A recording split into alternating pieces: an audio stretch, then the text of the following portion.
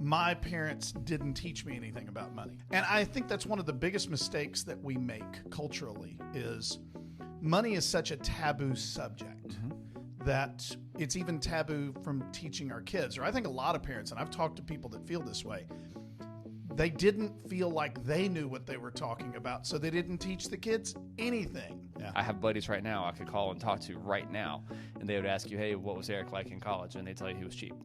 I was broke. Right. It's not that I was cheap. I had no money. I was broke. You didn't have a choice. I had to be very specific about the things that I spend money on. Yeah. Because when you don't have it, you learn very quickly, how far that dollar is going to go. And I learned very quickly how I could stretch it quite a bit to have as much fun as I did in college and with the little money as I did have. But it's interesting because those are almost self-taught. Yeah.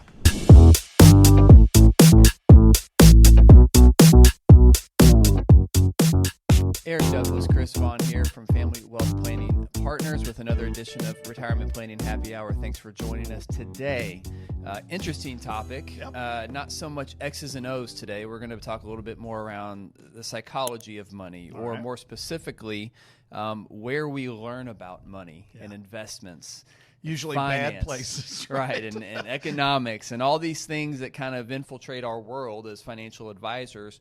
Where is it that we see most people learning about these things and then in turn teaching their kids and the next generation these things, just, to kind of put everything under one umbrella, money, the topic of money. How do we learn and how do we speak about money to one another? And so with that, I'll let you talk about the bourbon, which is one I have never tried, and I'm pretty excited to try it. I think you're going to like this one. This was so today we are doing the Old Granddad 16 year. Now this was a one-time release back in 2024, way back a year ago, right? Feels like it, but it feels like yeah, a long, sometimes long time it does. ago. Anyway, this was a one-time release, so this is a limited edition that Jim Beam did down in Clearmont, Kentucky. It is.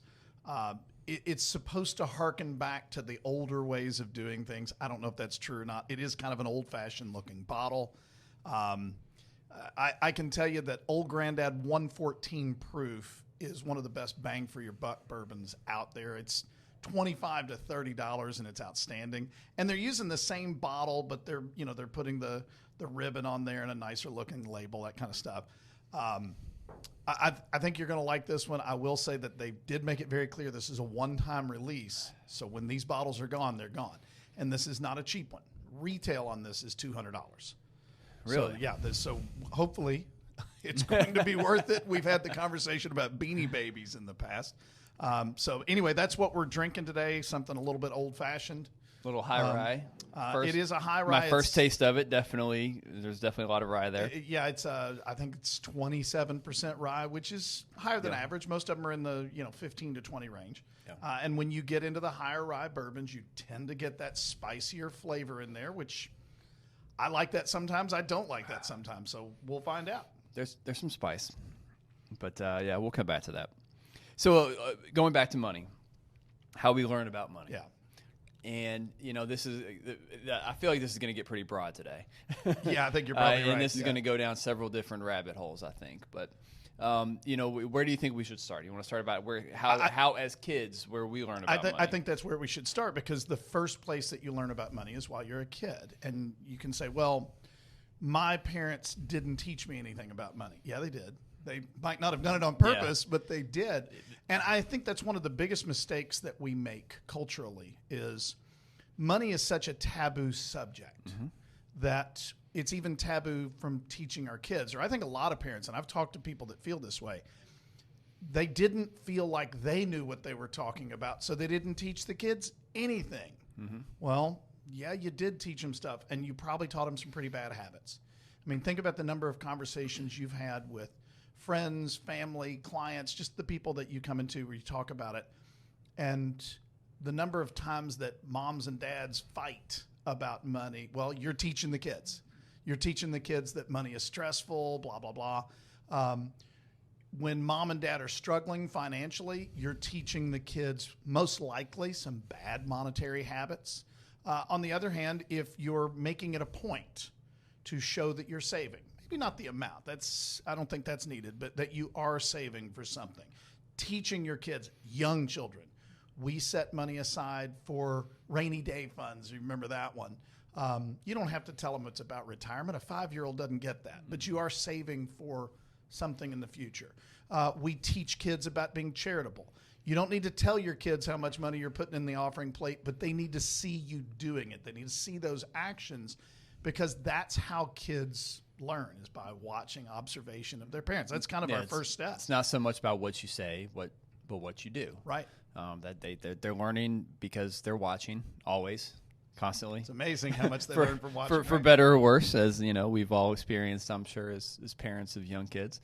But it is interesting because even thinking back to my childhood, and my dad was an advisor. Mm-hmm. Going back to my childhood, it's not like we really talked that much about money.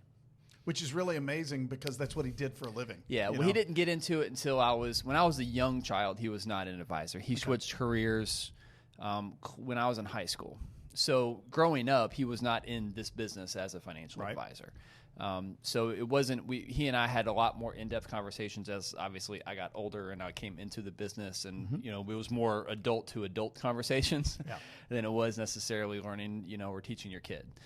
So going back to my childhood, no, I did not really learn too terribly much from conversations I had with either one of my parents about money. I knew we didn't have a lot of it, to be perfectly blunt, because I knew that there were, not that I was not destitute. That's not what I'm saying by any means, but there were definitely kids that had things that I did not. I very vividly remember after Black Monday in 1987 when my dad stock market crash. For those of you that don't know what Black Monday was, it was like 24% in one day. Mm-hmm. Everybody freaked out. My dad was in the business. He was not an advisor, but he was working for a fund company, basically as a wholesaler. And he lost his job almost overnight because of Black Monday in 1987. And so we went from living in a pretty nice house to moving into an apartment pretty much overnight. And so we had to change our lifestyles significantly. And at the time, I didn't really think much about that.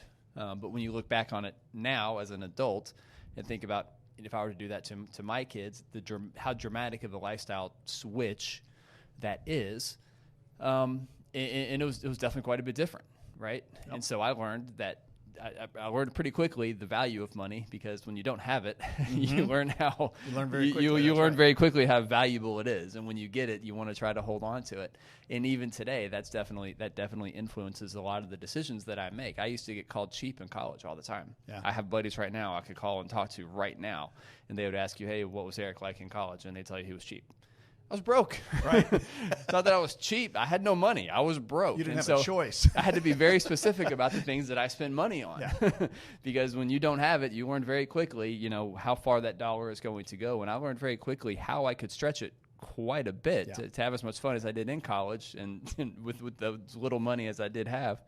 But it's interesting because those are almost self-taught. Yeah.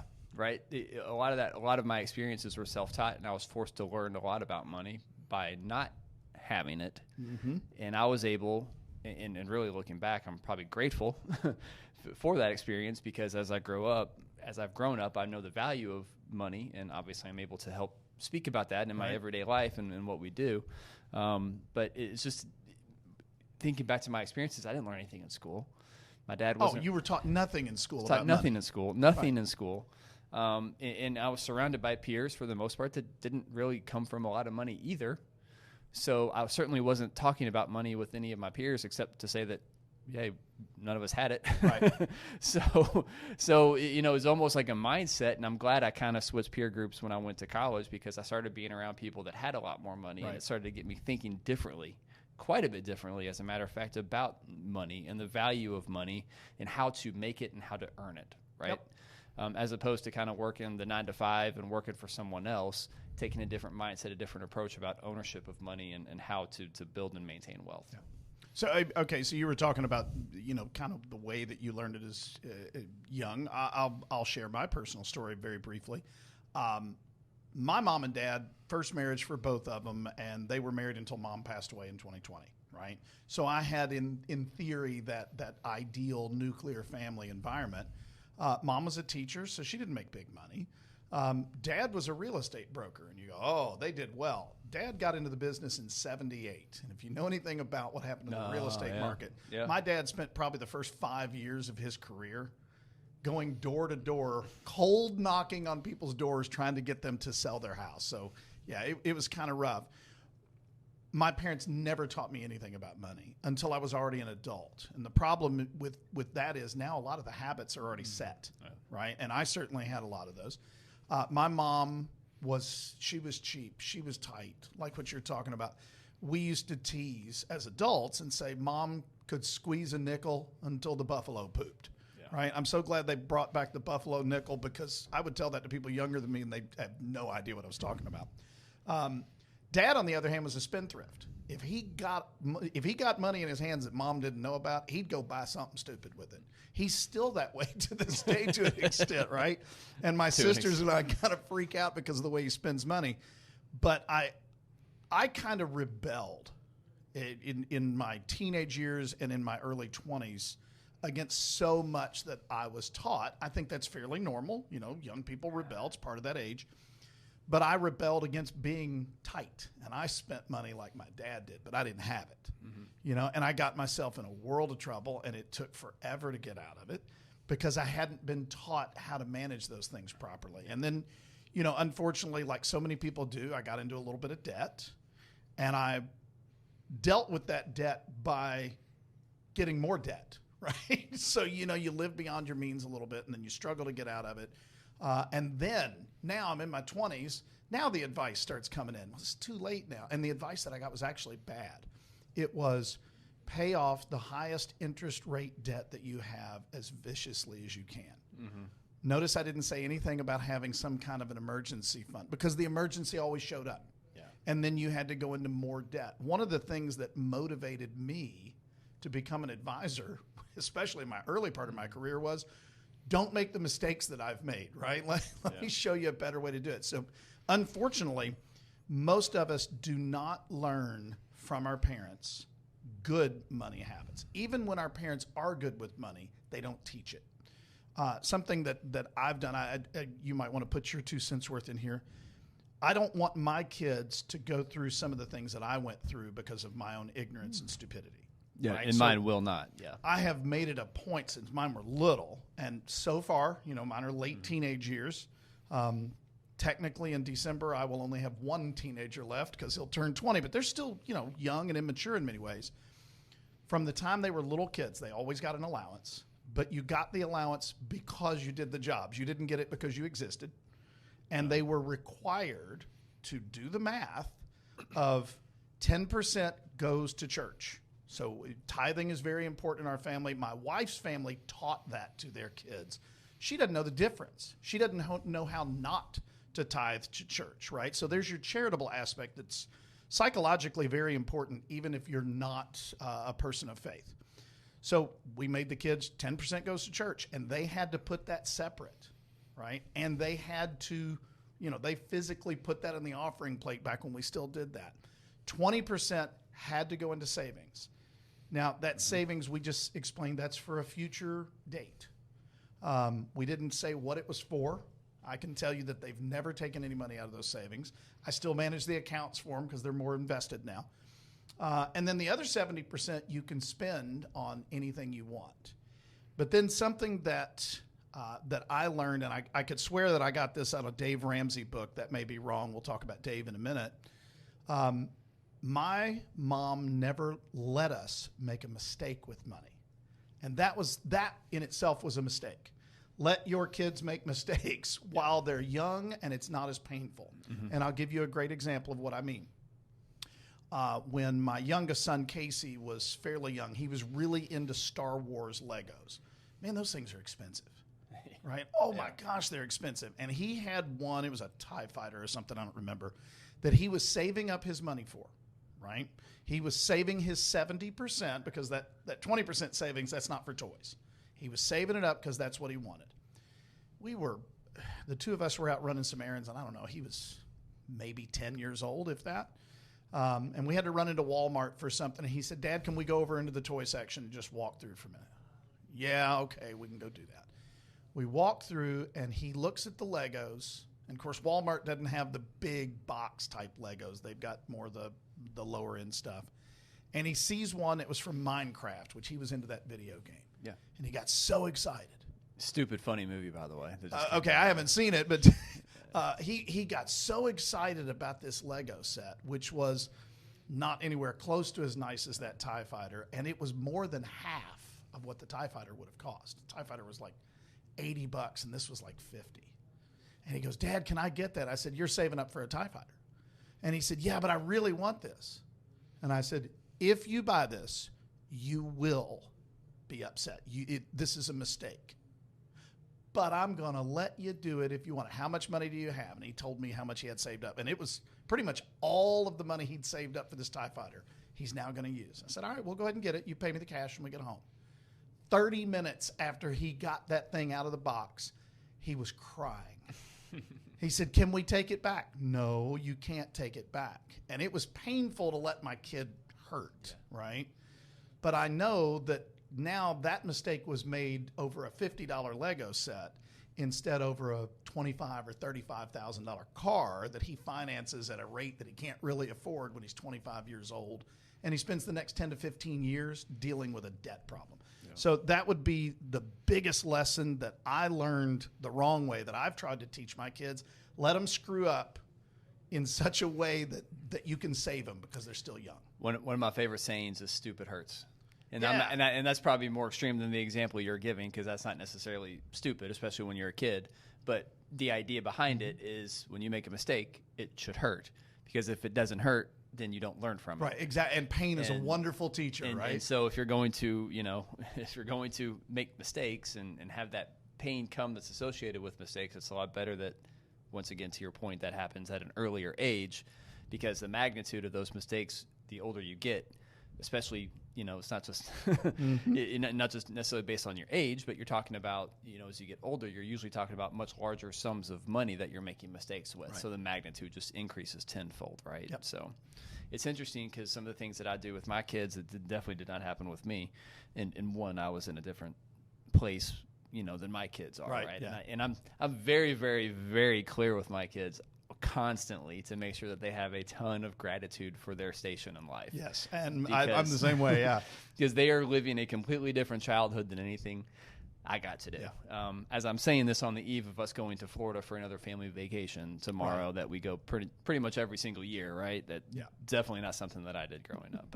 But anyway, my oldest daughter, when she turned 18, actually when she graduated from graduated from high school. I gave her a graduation gift. It was an amount of money. Mm-hmm. And so, I was like, okay, well, here's your graduation gift. And I showed her the check and said, by the way, you're not going to get this right now. What'd you do? And I said, this is going to go into a Roth. And I said, you're working. You've been working. She was working through high school. She had jobs. I said, you've been working. You're 18. You graduated college. You graduated high school. We're opening up a Roth IRA for you. What's that? And I was like, well, I've talked to you about saving. This is the first step. And so we kind of went through the idea of a Roth. You're putting the money in, after tax, it grows tax-free, comes out tax-free in retirement. Then we started showing her some spreadsheets and showing her, the value of compounding interest. And she's like, oh, okay, I get it. And I said, okay, well, I'm funding it with this, but what's in your bank account right now? And I made her tell me what was in her bank account. And I said, okay, you don't need all that. Well played, Dad. I like that. I said, this is you don't need all that money. There's no reason for you to have that much amount of money going into college. Trust me, I got on with way less. Especially with being a broke college kid is kind of part of that experience. Isn't it? And I was like, plus you got to do some working in college too, and you got to carry that forward, right? But so anyway, I funded it initially with a check with her graduation money, and then I made her take some of the funds that she had in her bank account and contribute to it. And we put a certain amount of money in there. And hey, guess what's happened over the last several years? It's worth quite a bit more. Yeah. It's worth quite a bit more money now, right?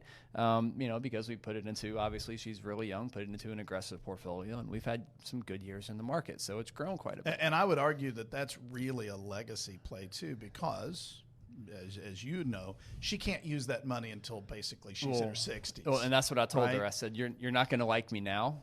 but you're going to love me later. It's like when you're 50 years old, you're going to love me. You're going to look at the balance of this account, and you're going to absolutely love me and thank me, and hopefully I'm still around to hear that, right? Which by all accounts I should be. That's the value of having kids when you're young. So.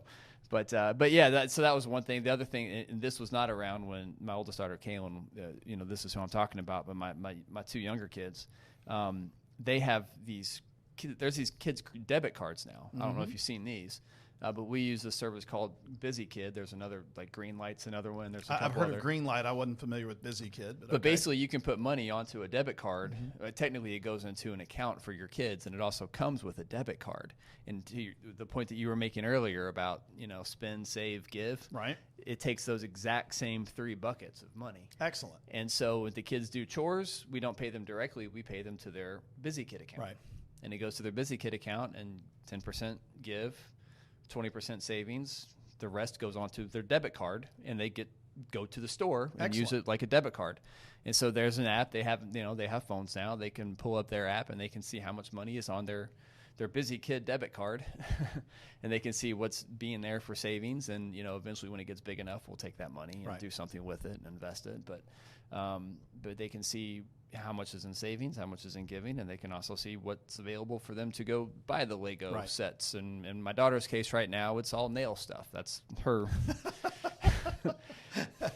And actually, it's interesting because she's basically started her own little nail business. So she's doing acrylic nails for her friends and other girls that she knows, and so she's charging them a little bit of money, and so she's got a little side hustle. All right, good for her. At her age, at 13 years old. So she's still learning, and it's actually the really funny part about it is because she keeps wanting to upgrade and like I need better materials because I can do better nails and do all this. And I'm like, okay, well, I mean, how much do those cost? How much are you charging? And so we're learning real business lessons when she's still in middle school, when she's still in grade school. That she's going to carry forward for the rest of her life because she's learning on, once again, a very, very small scale. It's really hard for her to make mistakes because obviously she's still living at home, and the stakes are minimal with the nail business that she's doing out of her house, right? But she's learning the idea behind, okay, this is the money that I have to pay for supplies. These are my operational expenses, basically. She's learning how to be an entrepreneur and how to run a business. Exactly. That's fantastic. And so it's been really, really fun watching her do that. So. That's awesome. This is a totally different train of thought, but that's something for the people who are listening that have children at home, or maybe you have grandchildren if you're listening to this.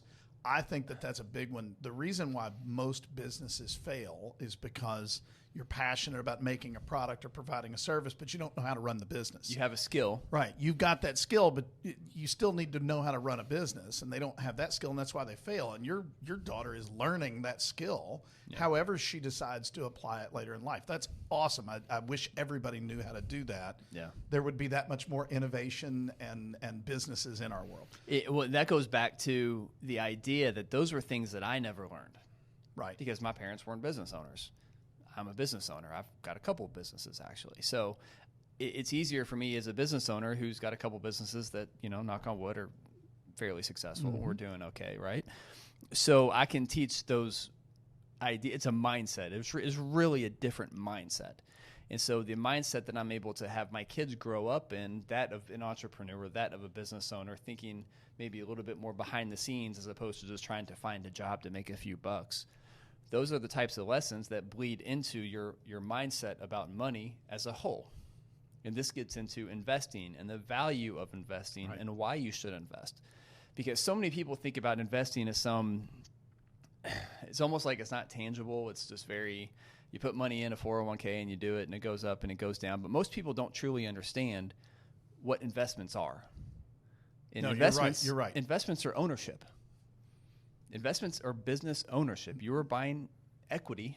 Right. They're called equities for a reason. Is because you're buying equity. You're buying stock in companies. You're buying ownership. Right. And if those companies succeed, you participate in the profits. Right. That's what investments are. It's ownership and equity in things that can go up or down based upon how well those businesses do. And so most people intrinsically don't understand the value of that, and they don't understand that small businesses are investments. Yep, they sure are. Our business, is an Is investment. an That's investment, right. It's a different type of investment, but it's an investment. We have equity, we have ownership. Right. And so it's not really something, I didn't really understand that mentality because my parents weren't business owners growing up. And so that's one of the greatest things that we can instill in our kids. And really, I think more and more people should encourage it. And I wish schools taught entrepreneurship and business ownership and just more financial courses in general. I wish they teach them how to balance a checkbook, but that's a different story.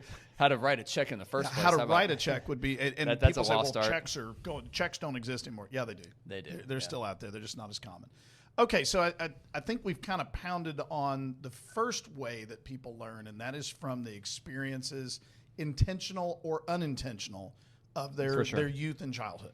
So I want to kind of switch gears a little bit, and let's talk about we learn from, and this is the wrong word, but I don't have the right one, people who are influencers. Now, I'm not talking about online social media influencers. I'm talking about people who are published authors, public speakers, things of that nature. Maybe they have TV shows. They have a background that is well known of either success or failure and lessons that they've learned and put them out there. And a bunch of names pop into my mind. Probably the most famous would be Dave Ramsey. But I'm a big fan of the Charles Paynes of the world. And I know a lot of people really get into Susie Ormond. And we could probably come up with 30 or 40 if we just brainstorms off the top of our heads.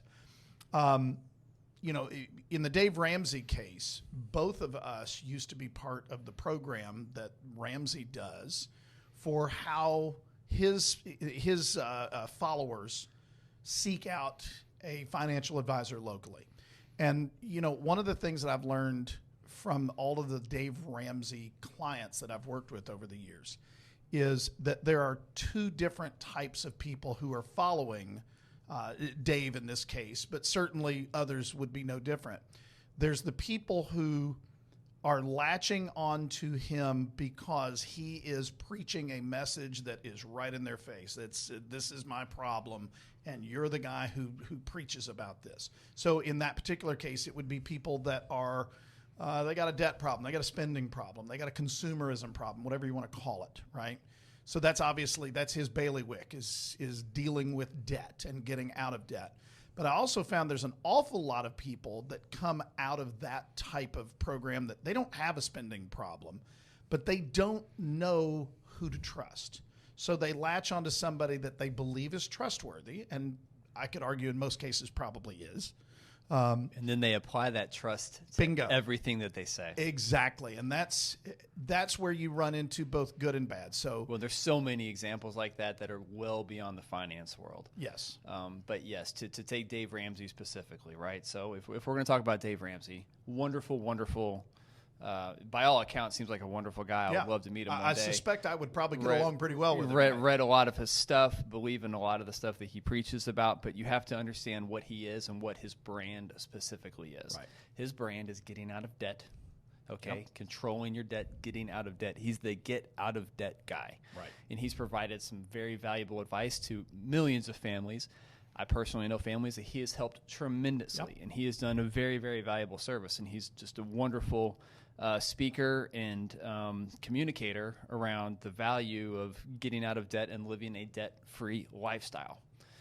So when it comes to Dave Ramsey or anybody else, you have to understand what their brand is. Because so many times in order for someone like Dave Ramsey to become the brand that he is, you can't really do that by providing a lot of nuance around things. Right. You kind of have to provide black and white guardrails. They have to give generic advice because they don't know who is listening or watching. And they have to give very black and white advice. Like you have to, these are the guardrails, and you have to stay within these guardrails. This is the plan. Yeah. A lot of times it's because there's a lot of people that truly don't understand nuance or won't apply it correctly in their case. So they need the guardrails, and it's very important for them to have it, or else they'll go, if you start providing too much nuance or too much context, then they're going to go outside of those guardrails constantly. So that's what he does. He provides a framework, a very valuable framework for getting out of debt. Right. But what so many people do is they apply, he's fantastic at this one thing, and he is amazing, and he's great. But then they apply that trust that they have in him from a get out of debt perspective to his perspective on investments or other things. And I don't know what else he really talks about too terribly much, but as it relates to investments, I do know his philosophy. And the way that he talks about his philosophy when it comes to investments, he very much does not give too much color. No, he doesn't. Around investments. 4 things. He talks about 4 things, and you'll have to forgive me. I don't remember exactly what they are, but it's like aggressive growth, international, and growth and income. Or something like that. Yeah, I can't remember. Yeah, I had them memorized at one point in time, but yeah, you're so you're basically right on it. get you 4 mutual funds, put all your money in those. And it was 25% in each one of those. Yeah, by the it's way. 25% in each one of those categories. But notice that in all 4 of those are all risky investment classes. So if your only exposure to investments is 100% pure risk on, for lack of a better term, those are all aggressive growth categories. And so you can get into some trouble. Yes, you can. Doing that, depending upon your age and providing additional context or additional nuance to your specific situation.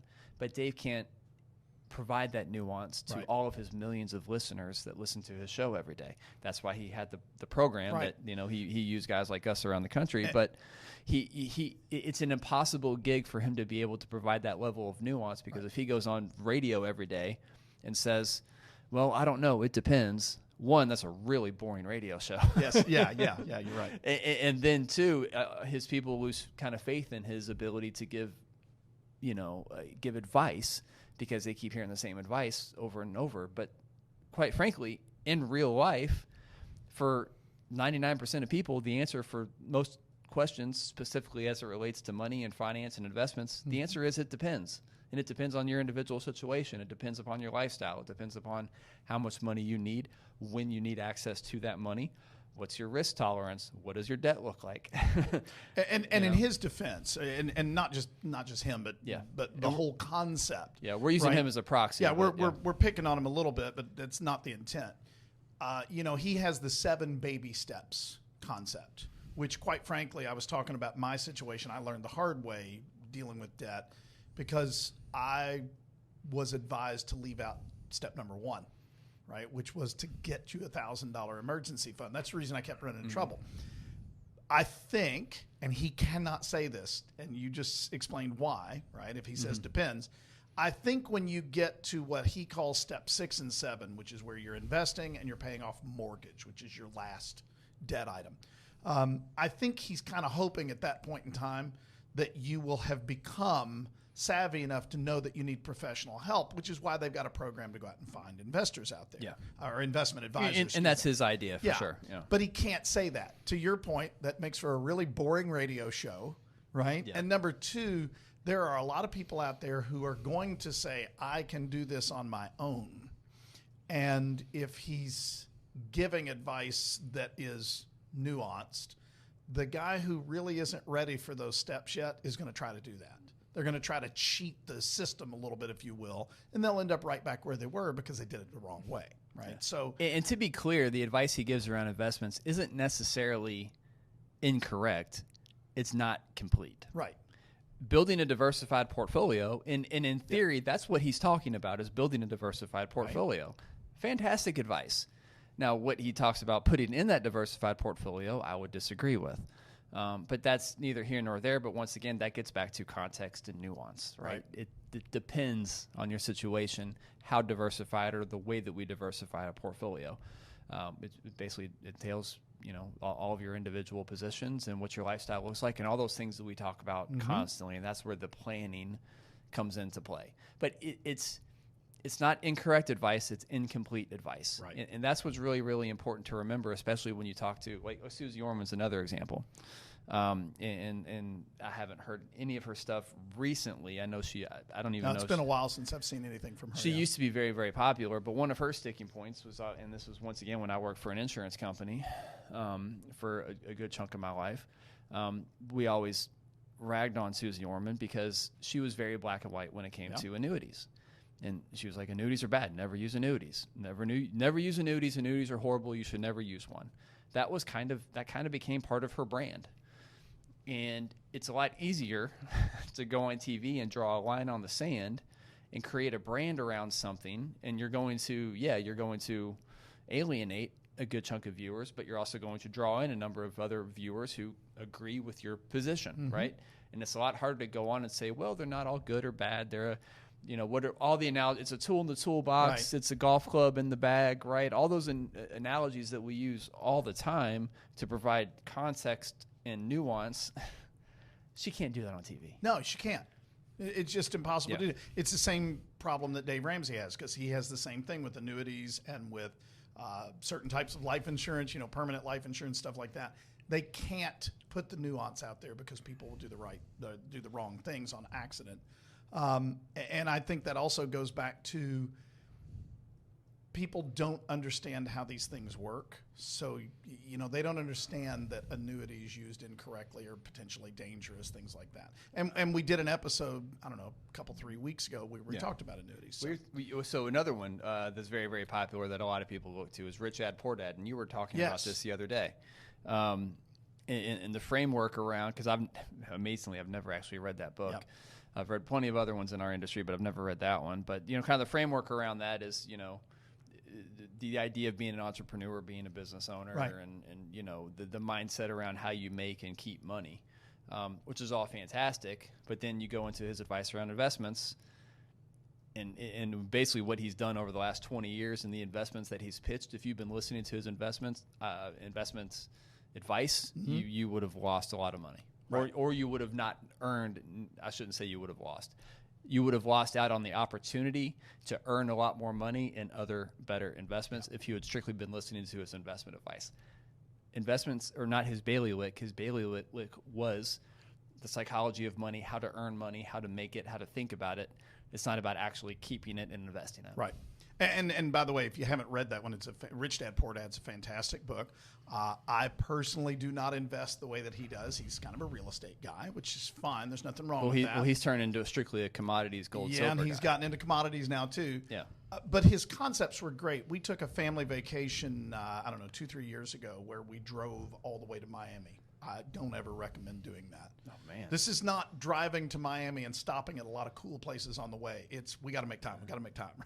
Go through Alligator Alcatraz down there? Yeah. No, it wasn't there at the time, but we drove right through that area. We were going on a cruise that sailed out of Miami. But so myself, my wife, and the 2 boys, I said, okay, here's what we're going to do as part of our exercise. We are going to read while we're driving Rich Dad, Poor Dad. And I made the boys read it out loud. So they would take turns. Well, they hated me for that, but I don't blame them. Especially my older son, who's kind of introverted anyway. But it did help them with reading aloud, diction. Yeah. So there was a little bit of an English education there too. But it forced them to read the book, right? And there's some fantastic concepts in there. And for those of you that don't know, the concept behind that one was that he had his own personal dad who was a very high income earner, and his mom was a very high income earner, but they were horrible with money. Gee, we've never heard that before, right?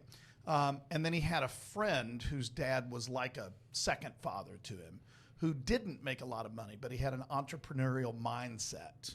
And it was all about taking the money that you have and making it make you more money, making it work for you. And that dad's going to end up being the wealthier person when it comes to total assets at some point in time down the road. It's a great book. I would highly recommend it. But anyway, the point is, it's also incomplete advice. Yeah. Right? It really is. And that's why we have so many people with so many things that they do wrong, which is why we decided to talk about this subject. So I want to stop for a moment. We're probably a little bit more than halfway in. I want to go back and let's start talking about bourbon. What are you thinking so far about the old Granddad 16? So it's interesting. So now, first of all, this is a 100 proof. Another... I do not believe it is bottled in bond. I don't think it is. It certainly doesn't say that on the bottle.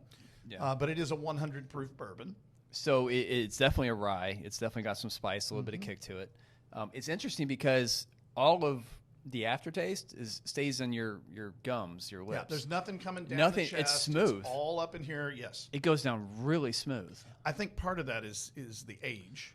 And we've talked about this before, the ideal age for lots of different flavors and complexities is usually around 12 years old. When you get past that, the oak starts getting more and more, I don't want to say overwhelming, but more prevalent, right?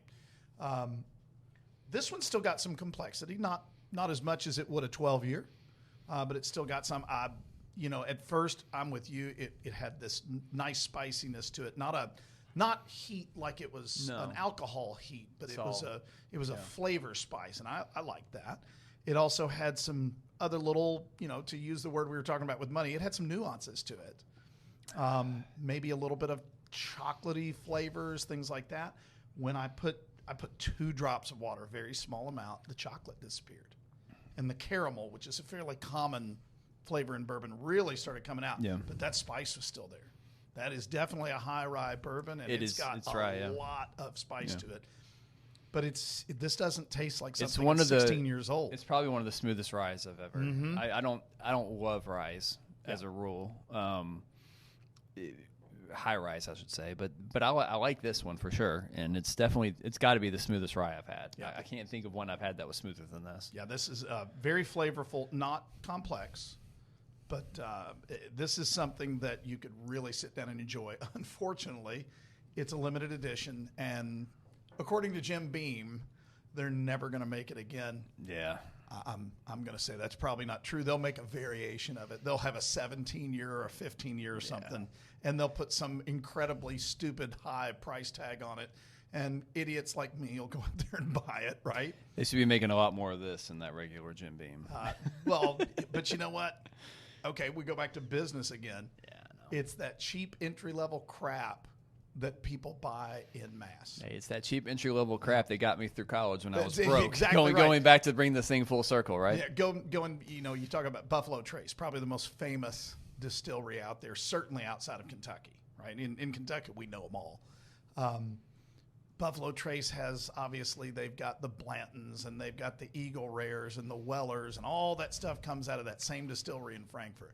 What's their number one selling product? By far. Buffalo Trace. No. It's not Buffalo Trace. It's Fireball. Which is horrible. That stuff is garbage. Well, that's a fraternity party. My wife, for the first time in her life, just the other night, my one son's out of town. The other son was working. There was nothing on TV, and we just turned it on. And she watched start to finish for the first time in her life. We did skip a couple of scenes. Animal House. Right? Now think about that. That's what Fireball is for those kind of things. Not for sitting around and drinking bourbon. So when I did cut it, I got lots of caramel, lots of sweet. It's not a super high corn. I think it was 60-something%. So it's got some sweetness to it. I wish they would make this again. And I wish they would sell it at a cheaper price, because if you're listening to me, Jim Beam people, this is excellent, and we could sell a lot more of this. With the price that you pay, you probably wouldn't want to do this, but this would be a great, Manhattan. Yeah, this probably would be a good Manhattan. That rye would really pop out. Yeah. I don't know if you necessarily want to put this in a cocktail because of the expense, but it would be really good. I personally would not. I don't make that kind of money. Yeah. Right? Well, that's what I'm saying. Yeah. So. But you know what? That actually brings something up. Maybe we should have a cocktail episode. Maybe we'll do a good Manhattan. I've got a recipe that I've been tweaking that might be fun. People would enjoy that. I would enjoy it too. All right, so let's go back into there was another type of quote unquote influencer that I wanted to bring up that are typically people who have been very successful. This is not the TikTok guy. We're going to get to him. These are the people that you and I like to watch. These are the Charles Paynes of the world, for example. And if you don't know who Charles Payne is, he's a very successful investment guy. He's got a show on Fox Business every day. I watch it every day. I pay attention. The problem with these types of people is they are teaching you how to buy individual stocks typically. They don't deal much in the bond market. There are exceptions. His first name popped out of my head, Cramer on CNBC. Jim Cramer, thank you. These types of guys, they're not teaching you how to build portfolios and wealth.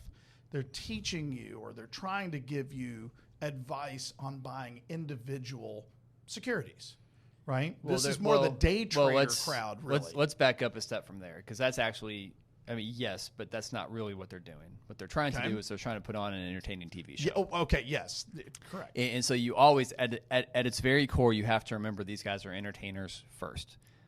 They don't care about the value of their advice. They don't. No. They care that you watch.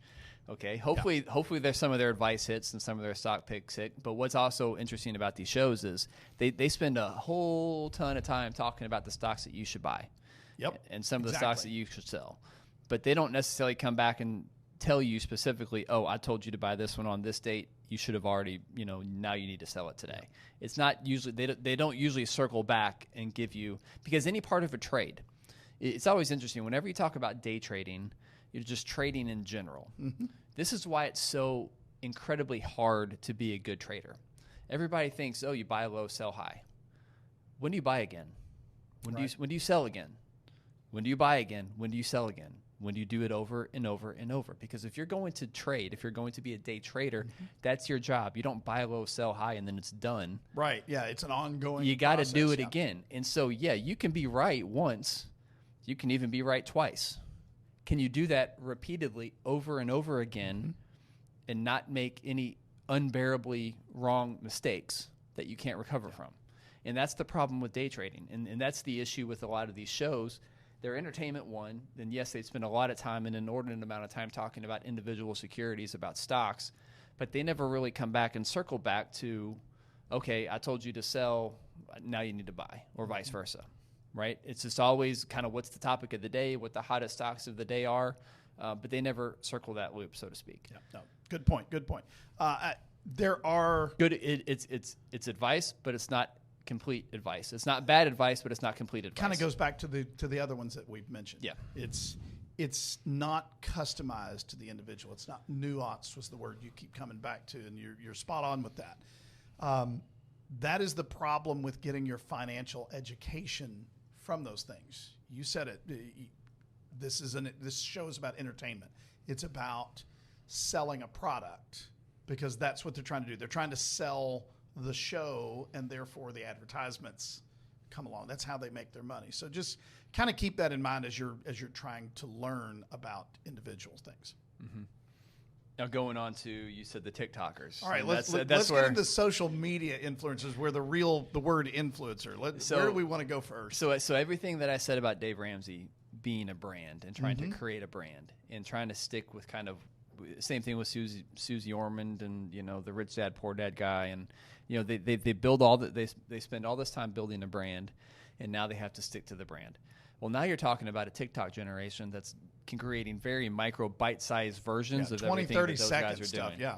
So you have to be very, very deliberate in a brand that you're creating in 30-second to 60-second video clips that are going online or on Twitter, 140 characters, however many characters it is now. And so basically you're getting very bite-sized advice that has zero nuance whatsoever, because they don't even have time or the ability to provide any nuance. You can't grow a social media following with nuance. The algorithms do not reward nuance. They don't reward context. You see this. We're talking about the financial world right now, but apply this to any segment of the world. Let's start with politics, because that tends to be the most divisive. Well, who are the loudest voices that you see online? Extreme left, extreme right. Okay. Why do you see that? Because the algorithms reward conviction. Yeah. Right? Conviction. And I don't care, there's no room for context there. You have to draw a line in the sand. You're either with me or against me, because that's what creates what? Comments, buzz. It creates engagement. Okay? Lines in the sand and clickbait, as you might want to call it, right? That's what creates engagement. That's what gets you followers. That's what builds the influencer status for all of these people. Mm-hmm. So if you're taking very nuanced positions, it's not going to generate content. Now, I can tell you from personal experience, right? It's not like we're very, it's not like we're blowing up on TikTok. We don't have millions of followers, right? Yeah, we're not blowing up on TikTok, and we put all these clips out there, and we get some followers, but we're not by any means Here's an influencers. Opportunity to say like and subscribe. It's a great time to say like and subscribe, but all that to say, providing nuance and providing clarity and context in short micro doses is damn near impossible. Yeah. We were talking about this before we started recording. The problem with getting advice from true social media influencers is exactly what you just said. It's not that these people have some great success or failures that they've learned from, like the other people we were talking about. You know, the reason that Dave Ramsey has such a good following is not just because he's good at sending a message. It's because he's done this wrong multiple times. He's learned his lessons, and now he has a story to tell. When you're dealing with the people, especially TikTok and Twitter or X or whatever it is, because it's such a short little snippet, we don't have an opportunity to vet the people that are putting this content out. What they are good at, and you were explaining it to me because I'm an idiot when it comes to social media stuff. What they are good at is using the algorithm to actually get whatever they're saying out there. That's where their true expertise is getting followers, getting clicks, getting likes, getting comments. It has nothing to do with whether the advice is any good or not. And that, to me, is what makes it inherently dangerous. To be clear, most of the influencers in our world, finfluencers, right? Financial. Is that a real word? I like it. It's a real word. Financial influencers. But most of the people in that world, in that space, the biggest ones, are dead wrong on so many things. Yeah. But you know why they're dead wrong on so many things? Because that's what creates, called engagement farming. That's what creates engagement. They get followers not because people are telling them in the comments, great advice, that's fantastic. Right. Most of the comments are telling them how wrong they are. Yeah. They don't care if you agree or disagree. You're commenting, which only feeds the algorithm, and they're getting more and more people liking and commenting and disagreeing in the comments, and then you're getting arguments started in the comment section, right? That's why you never delve into the comment section. Rule number 1 of internet, right? Don't start wading into the waters of the comment section, because that's where stuff gets ugly. It always frustrates me when people put their opinions, people that I know will put their opinions down. It's like, I didn't have a bad opinion of you before. Now I do. All you had to do was shut up, right? Yeah. Don't make the comment. So, but yeah, that they're not there to provide correct advice. They're there to gain a following. And what's interesting in our world too, you almost have to understand who you're getting the information from, because in our world we are with a firm that's registered with the SEC, Securities and Exchange Commission. We get audited. We just went through it. We have very specific guidelines that we have to stay within when we are providing any kind of commentary on pretty much anything, okay? And we know, and we stay within those guidelines. We know what we can and can't say, and it's not like we're out here providing anything fantastical. We're not talking about returns or anything like that, right? So we know what we can and can't say. But all that to say, we are bound by a fiduciary duty, right, to say certain things and talk about things in a certain way. We can't get too terribly fantastical with any direction that we go or any commentary that we provide. Well, most of the people that you see online don't have that same responsibility. Have that standard, right? They don't have that fiduciary standard that they have to live up to, so they can kind of throw stuff against the wall and see what sticks from an engagement farming perspective. But a lot of people take that advice seriously, and those are the wrong people you should be taking advice from, because they don't necessarily care if the information is correct. You have to consider the source, right? You have to consider why they're providing that information, or what it is, what their day job is, for lack of a better term, because our day job precludes us from saying a lot of things online, which is fine. We're not going to say a lot of those fantastical things anyway, because we don't believe them, because we understand that true financial planning requires a lot of context and nuance to every single individual situation. I am so glad that you used that phrase, because up until 30 seconds ago, I'd never heard it. Engagement farming. I had no idea that was a thing, but it's very clear to me what it means when you say it. Now, this is where you and I are 10 years difference in age, and that is that window where there is a certain knowledge of the way these things works is kind of cut off. The fact that people are actually putting something out there and they don't care whether it's correct or not. What they care about is getting as many engagements as they can. Because there is a way, and this is part of that world that's over my head a little bit, there is a way, if you get enough followers, you can start monetizing this world. And it's not something that I'm interested in doing, but it makes sense when you say that phrase, engagement farming. It makes sense why there is so much content out there, as opposed to just, well, I heard something really cool, I thought I'd say it. There's a motive behind this. Glad I could teach you something about Yeah. that fancy new internet thing that they got going on. So You know what? Part of me is like, I wish we didn't have this stuff. It's fantastic sometimes, but it's not fantastic others. As we put this out in that very format that we're talking about. So. Before we go on any further, and I think we probably kind of beat this a little bit, is that people are getting their financial education incorrectly. They are getting it from places where they're getting incorrect or just false information in some cases. We talked about how important it is as parents or as grandparents that you're actually intentionally teaching children and grandchildren good financial habits, things like that, so that they don't have to learn the hard way. Teaching/showing them. Yeah, exactly. Remember that you are teaching them, whether you're intending to do it or not. You are teaching them. So be aware. Kids are incredible observers. You told us, or told me, I'm sorry, me, myself, and us, right? Before we started, you said you were going to throw me under the bus and you were going to throw a question at me that I was not prepared for. Well, we're going to have to do that for another topic. Oh, we're going to do that for another topic? We're an hour in. Okay. And so, that's going to be a whole other. Oh, so that might be a whole other episode. You realize I'm going to lose sleep over this over the next week, right? No, you'll be fine. We'll have to come back and do another episode on that topic. And I think that's going to fall under the construct of, mistakes that we see people make with their money. That's a great topic. And I think this is going to be part of that maybe series. Yeah, I think that would be part of a topic. All right. Yeah. All right. So we'll probably save that as a teaser, if you will. That's next week. That's called engagement farming, Chris. What I just did, right? See, I'm learning. So yeah. Come back and watch this next time. Right? All right. So final review on the old Granddad 16. It's good. I like it. Pretty good stuff, right? Yeah, really good.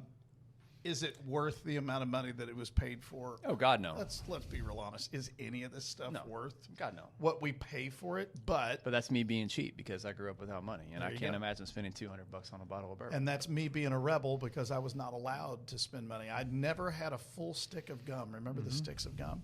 Never had one until I was an adult. Mom would only give us half. Give us that, yeah. And I've been there. All the flavor was gone within, 15, 20 seconds. So I'm still rebelling, Mom. I still get mad at my wife for using too much body wash in the shower because that stuff's expensive. And it's like you don't need that much, and then you just waste most of it. Yeah, That's awesome. I still carry so many. Turning off the lights whenever I leave a room. Yeah, I do that. Actually, this is another episode of all our quirks that we have around. That would be a good episode too. Let's talk. We'll do a whole episode on how cheap Eric is. We'll do that one. That'll be a fun one. All right. All that to say, thanks for listening. Thanks for watching. If you're joining us on YouTube, please like, rate, subscribe. We greatly appreciate it. And until next time.